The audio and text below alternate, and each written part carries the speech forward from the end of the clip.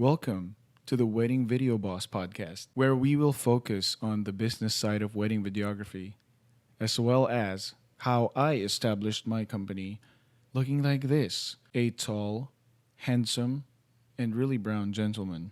This is why the word boss has a loose translation, which means the business of smashing stereotypes. Because, let's face it, I'm no Leo Di Caprio.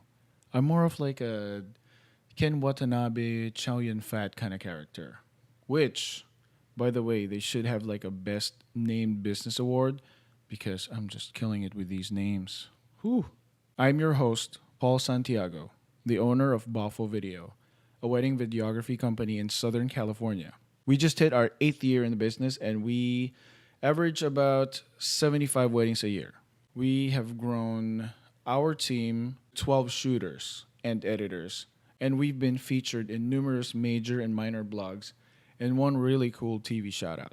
I've been honored to speak on stage for Canon at WPPI, demoing new cinema lenses. If you don't know what WPPI is, it's a wedding photography convention, and it's held every year in Las Vegas. It's probably one of the biggest ones in Vegas. Also, I got to talk at the Wedding MBA in Las Vegas too, talking about getting featured. Having done more than 500 weddings, we've pretty much seen, every possible thing that can happen. And I'm so proud to say that our portfolio is filled with different ethnicities, ceremonies, cultures, and of course, my personal favorite, different types of drunk people. Basically, the bottom line is we weren't typecasted as a Filipino videographer. We were given the opportunity to experience every single kind of wedding there is in the Southern California market. Since you're already listening to this podcast, I know that you are passionate about your craft. So now, let's talk about making money. But let's do it differently. Let's do it like how my parents treated me.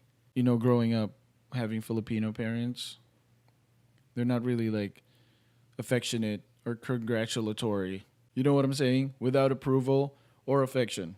So pretty much like $150,000 a year? Not good enough. Well, this podcast is by no means propaganda against people who aren't brown. Just to be clear, it's geared to celebrate the successes of others who are almost always overlooked. I mean, let's face it, working with wedding vendors who look like the models of the styled shoots doesn't really speak relatable to me. So yeah, some people have an advantage and some don't. Not just because of the way they look, but also the way they talk. There's cliques, awards, referrals, and so on that some of us miss just because of that.